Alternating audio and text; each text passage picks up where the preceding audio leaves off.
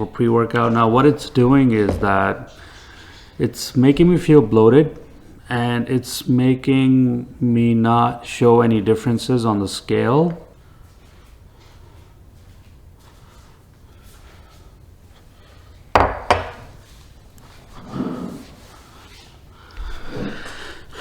Welcome back, my YouTube fellows. Today I'm going to be talking about nutritional guide. This was a trip that I made to a nutrition, and I wanted to share with you guys what all they taught me, and some things for you guys to take away to implement in your diet and workouts. So here we go. So first and foremost, I want to apologize to you guys about not putting my vlogs up for every time I worked out like I promised. That is just because it's very difficult to vlog after each workout, because I'm working out almost every day besides probably Sunday, and just haven't got the time to do it. So my sincere apologies about that. Moving on to what I'm going to do is to vlog maybe 3 times a week, which sounds more reasonable. And you know, I want to kind of sum up my whole week's workout within those 3 videos, and so on and so forth. So what I'll do is, let's say if I work out Sunday and Monday, then I'll drop that into a video on Tuesday, and then when I work out Tuesday, Wednesday, I'll drop that in a video on Thursday, so on and so forth.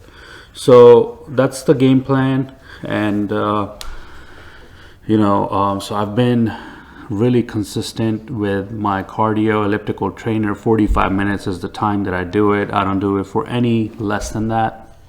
And then I try to do bike ride, but if I don't, I'll do weight training instead.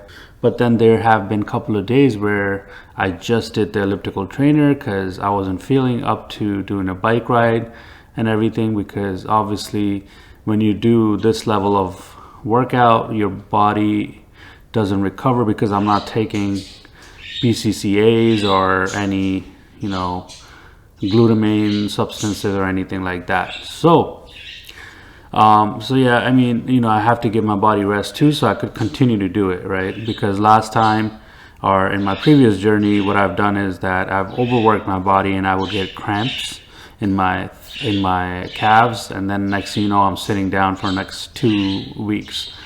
So I want to avoid doing that. Anyway, moving on to creatine and bloating. So I've been taking C4. And let me show you.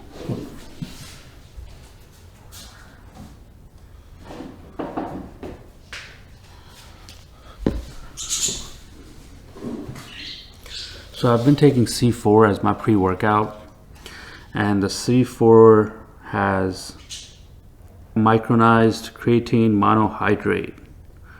That's the creatine in there, but it says like 4.9 grams. But then it's a blend with other stuff, so it's like 6 different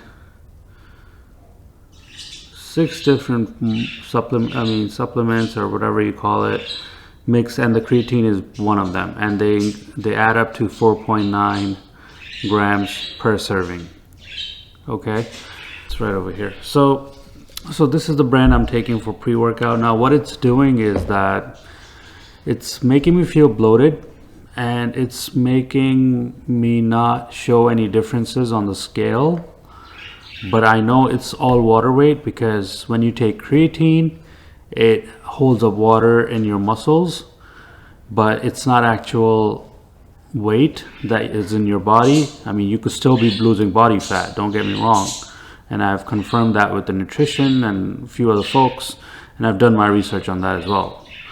So it's just that it doesn't show up on scale. So every time I get on a scale, if you take creatine, it's holding up water in your body. Is not going to show up on the scale, obviously.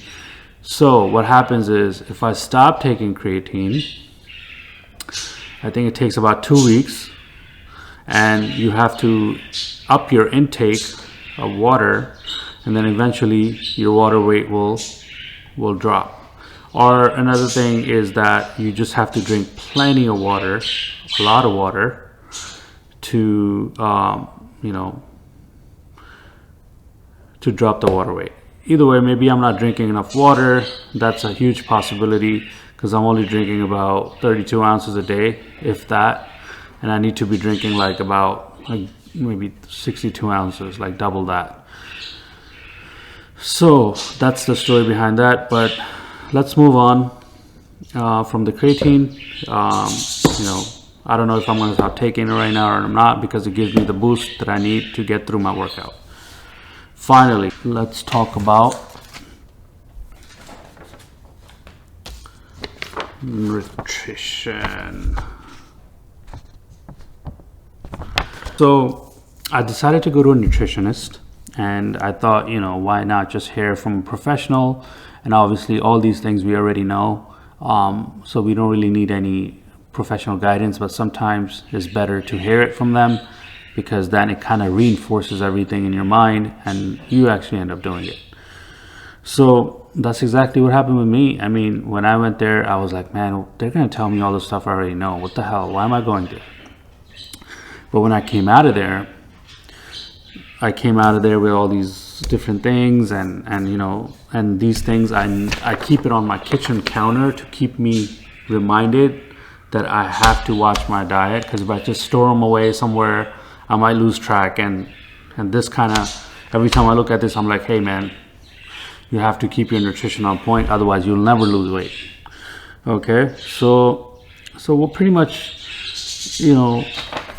this is probably the best food list guide right here that they gave me, which really helped me, because they're telling me what kind of protein and how much of it I could consume, and how much of fats, and what kind of fats, what kind of carbs, and what kind of veggies and fruits, and of course their portion sizes. So the rule of thumb is that you have to eat like half of your wrist size of carbs, and that's the rule for carbs, because carbs, if you overindulge, it could end up storing as sugar in your body and raising and spiking your blood, your insulin and everything. So you want to make sure that that's under control. So really useful stuff here. I mean, I have started incorporating some carbs in my diet after I spoke to my nutritionist. So she did say that I could include some of it, but make sure it's not more than half of my wrist, half this side maybe, which is a very small portion. So pretty much you're, from what I'm used to eating, a big plate, maybe twice. This is really helpful. And now that I've included some of the carbs in my diet, I'm not feeling as hungry.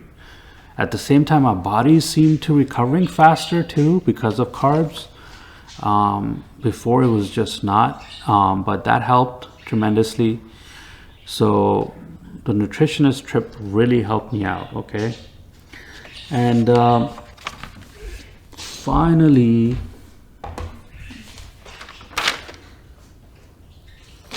this is the list that I made when I was there, right? So when she was giving me all the pointers, she wanted me to write everything down instead of her doing the work, because this way, when I'm writing it down, it's going into my brain to what I'm writing, and that helps stick things better inside your mind.